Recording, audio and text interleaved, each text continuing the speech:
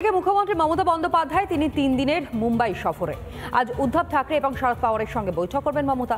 লোকসভা ভোটের পর ইন্ডি শরিকদের সঙ্গে মমতার বৈঠক বিশেষ তাৎপর্যপূর্ণ বলেই মত রাজনৈতিক মহলের।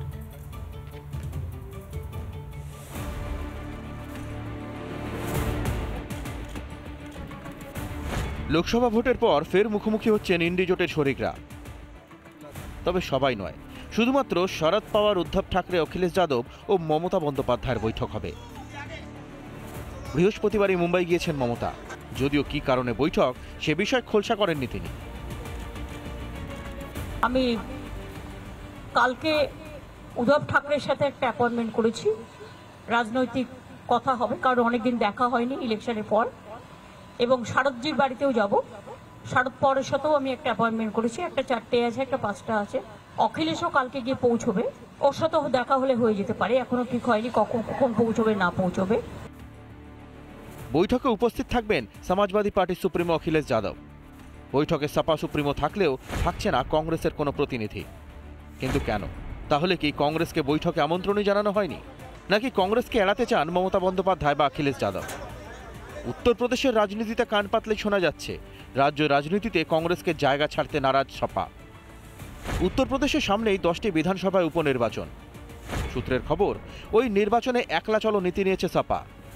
উত্তরপ্রদেশের সবকটি আসনই কংগ্রেস জিতেছে এসপির সৌজন্যে। শীর্ষ নেতৃত্ব দলীয় নেতাদের নির্দেশ দিয়েছেন মিল্কিপুর, মিরাপুর, কুন্দরকি, গাজিয়াবাদ সদর, ফুলপুর, কাটাউরি সহ যে 10টি বিধানসভা কেন্দ্রে উপনির্বাচন হবে সেগুলিতে একাই লড়ার প্রস্তুতি শুরু করতে। ঘটনাচক্রে 14 জুলাই মুম্বাই যাচ্ছেন রায়বরেলির কংগ্রেস সাংসদ রাহুল গান্ধী, কিন্তু বৈঠক নিয়ে কোনো উচ্চবাচ্য নেই হাত শিবিরে। প্রশ্ন উঠছে, তাহলে কি কংগ্রেসকে ছাড়াই চলতে চায় ইন্ডি জোট? রিপাবলিক বাংলা। নাটক করছে, মদন এগিয়ে থাকবে কেন? মদন এক গোলে এগিয়ে ছিল, সৌগতদা ওটাকে আবার ড্র করিয়ে দিল। নাটক।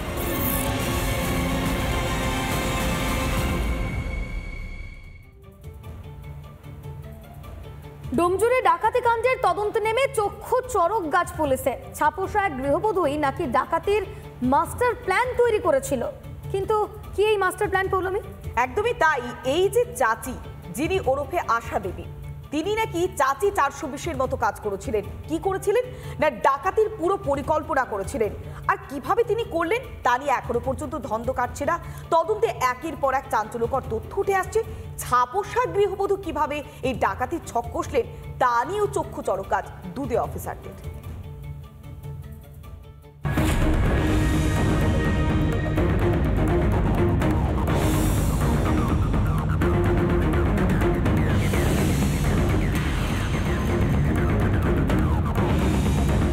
দেখলে মনে হবে একেবারে নিপাট এক গৃহবধূ, ঘরকন্যা ছাড়া আর কিছুই জানেন না। কিন্তু কে জানতো এত বড় ডাকাতির ছক কষেছিলেন বিহারের সমস্তিপুরে তার বাড়িতে বসে।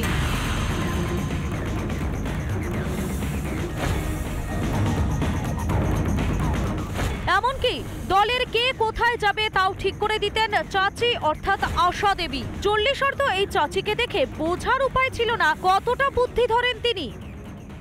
4 জন ভিতরে যারা ঢুকেছিল তার মধ্যে বিকাশ ঝা, মনীষ মেহতো আর আলোক পাঠক, 3 জন ধরা পড়ে গেছে। বাকি তদন্তের স্বার্থে আর ডিটেলস বলছি না, বাট একজন বাকি আছে যারা ভিতরে ছিল। আর বাকি মাল যারা নিয়েছিল তাদের মধ্যে একজন ছিল রবীন্দ্র সানি, সে ধরা পড়ে গেছে। আর একজনের খোঁজে এখনো তল্লাশি চলে। স্টিল আমরা 2টা জুয়েলারি শপের খবর পেয়েছি, ঠিকানা পেয়েছি। খুব শীঘ্রই আমরা ওখানে রেড করে চেষ্টা করব ওখান থেকে মাল রিকভারি করার।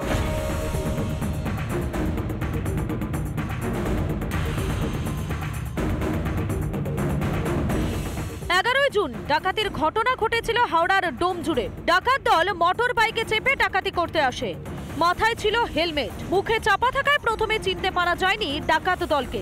কিন্তু হাওড়া পুলিশের গোয়েন্দাদের চোখ এড়ায়নি চেহারাগুলো। 5 জনকে শনাক্ত করে পুলিশ। বিহার পুলিশের সঙ্গে যোগাযোগ করে জানা যায় এই দলের দেখভালের দায়িত্বে ছিলেন চাচি। नहीं, कहाँ ही नहीं, हम नहीं जानते हैं, कोई नहीं है, हमको नहीं चिनते हैं उस सबको। खेती बाड़ी करते हैं घर पर। প্রথমে 2 জনকে ট্রানজিট রিমান্ডে বিহার থেকে হাওড়ায় আনা হলেও আরো 3 জনকে আনা হচ্ছে হাওড়ায়। তবে মাস্টারমাইন্ড চাচিকে নিয়ে রীতিমতো বিস্মিত হাওড়া পুলিশ। হাওড়া থেকে বিশ্বনাথ দাসের রিপোর্ট, রিপাবলিক বাংলা। রুমকি, আমরা দেখাচ্ছিলাম সেই চাচি 420-এর একেবারে কারনামা। হাওড়ায় ডাকাতি কাণ্ডে বিহার যোগটাও স্পষ্ট হচ্ছে। একেবারে ফিল্মি কায়দায় বিহারের সমস্তিপুর থেকে পরিকল্পনা করে ডোমজুড়ে সোনার দোকানে ডাকাতির ঘটনা ঘটেছিল। একেবারে, এবং বিহার পুলিশের এসটিএফ এর সাহায্য নিয়ে ইতিমধ্যেই 5 জনের সেই ডাকাত দলকে ধরেছে পুলিশ। অভিযুক্তদের 14 দিনের পুলিশ হেফাজতের নির্দেশ দিয়েছে আবার আদালত। হাওড়ার ডাকাতি নিয়ন্ত্রণ করছে সমস্তিপুরের চাচি।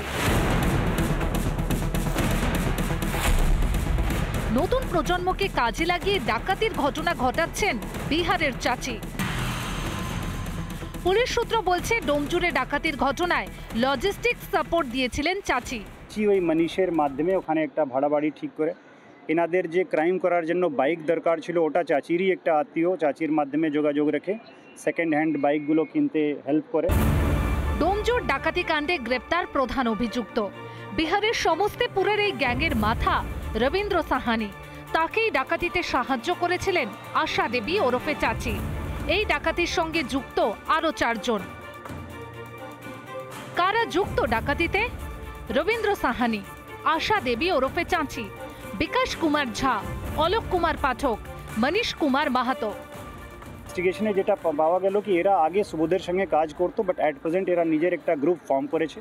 তার মধ্যে আশা দেবী হচ্ছেন পুরো লজিস্টিক্স সাপোর্ট করা। এখান থেকে পালিয়ে যাওয়ার পরে আশা দেবী এদের থাকার ব্যবস্থা বিভিন্ন জায়গা করে দিয়েছেন। যখনই কোনো জায়গায় পুলিশের রেড হচ্ছে সঙ্গে সঙ্গে ঠিকানা চেঞ্জ করে অন্য জায়গায় ব্যবস্থা করে দেওয়া। এখানেই শেষ নয়, সুবোধ কুমার সিং এর গ্যাংয়ের হয়েও কাজ করত রবীন্দ্র সাহানি বলে তদন্তে জানতে পেরেছে পুলিশ। 11ই জুন ডোমজুড়ের একটি সোনার দোকানে ডাকাতির ঘটনা ঘটে। দোকান ফাঁকা করে সোনার গয়না নিয়ে চম্পট দেয় দুষ্কৃতীরা। এমনকি কিভাবে লুটের পর গয়না নিয়ে পালাতে হবে সেই পরিকল্পনাও করেন চাচি। পরিকল্পনা হয় বিহারে বসেই। না গেল কি এই গ্যাং যে অপারেট করেছে তাদের মূল যে ঠিকানা হচ্ছে ওটা হচ্ছে সমস্তিপুর, বেগুসরাই আর সহরসা। চাচি ওই মনীষের মাধ্যমে ওখানে একটা ভাড়া বাড়ি ঠিক করে। ডাকাতির পর জাতীয় সড়ক ধরে তারা ডানকুনের দিকে চম্পট দেয়। রাস্তায় বদল হয়ে যায় জামা কাপড়। তদন্তে সিট গঠন করে হাওড়া পুলিশ।